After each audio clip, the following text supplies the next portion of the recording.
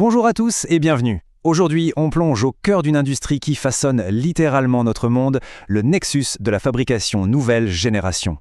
Commençons avec un chiffre, un seul, 450 millions. C'est un chiffre qui donne le vertige, n'est-ce pas? Mais qu'est-ce qu'il représente au juste? Eh bien, c'est le nombre de personnes qui travaillent dans le secteur manufacturier dans le monde entier.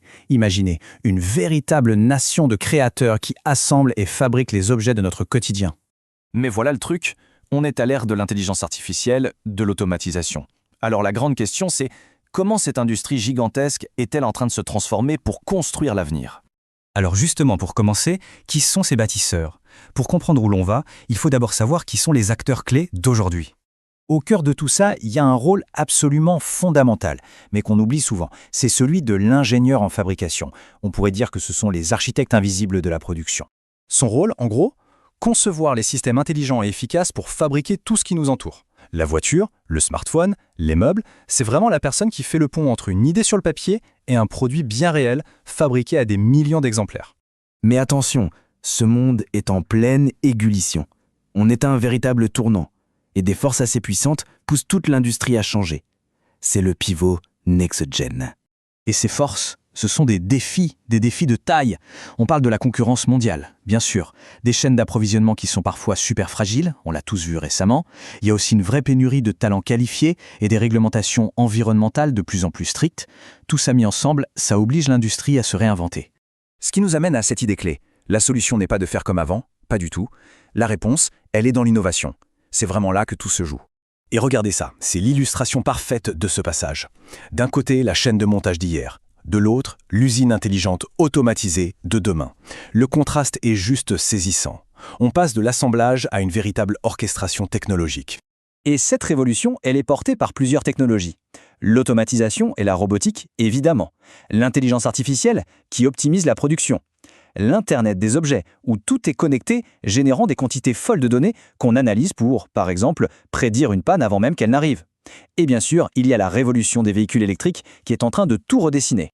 Ok, c'est bien beau toute cette technologie, mais la question la plus importante c'est, et les gens dans tout ça? Qu'est-ce que ça change pour celles et ceux qui y travaillent? Quelles sont les nouvelles compétences à avoir pour réussir? C'est la question que tout le monde se pose. Si les robots font de plus en plus de choses, quelle est la place de l'être humain? Alors, ce tableau est super clair là-dessus. Il ne s'agit pas d'une disparition des emplois, mais d'une profonde transformation. Les tâches répétitives, peu qualifiées, diminuent, c'est vrai. Mais les rôles qui explosent, ce sont ceux de techniciens et d'ingénieurs qualifiés, d'analystes de données, d'experts en IA et robotique. On ne remplace pas l'humain, on change ce qu'on attend de lui. Alors concrètement, ça donne quoi? En tête de liste, on trouve la mécatronique. C'est un mot un peu complexe, mais l'idée est simple. C'est le mix entre mécanique, électronique et informatique. Un robot industriel, c'est de la mécatronique pure. À ça s'ajoute la programmation, l'intégration des objets connectés et l'analyse de données pour tout optimiser. Très bien, on a les défis, la technologie, les compétences. Maintenant, changeons d'échelle. Où est-ce que ça se passe dans le monde? Où sont les meilleures opportunités pour une carrière dans ce secteur?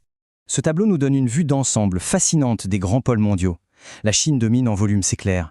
Mais si on regarde les salaires, on voit que ça varie énormément et que des pays comme les États-Unis, le Japon ou l'Allemagne sont très compétitifs pour les profils qualifiés. Tiens, prenons ce chiffre qui saute aux yeux, 90 000 $. C'est le haut de la fourchette pour les États-Unis. Mais ça correspond à quoi exactement? Eh bien, c'est le salaire annuel que peut espérer un spécialiste en robotique, en aérospatiale ou en ingénierie de précision aux États-Unis. Ça montre bien à quel point les compétences de pointe sont valorisées sur ce marché. Et si on zoome sur les postes les plus recherchés là-bas, eh bien sans surprise, ça colle parfaitement avec les compétences qu'on a vues juste avant.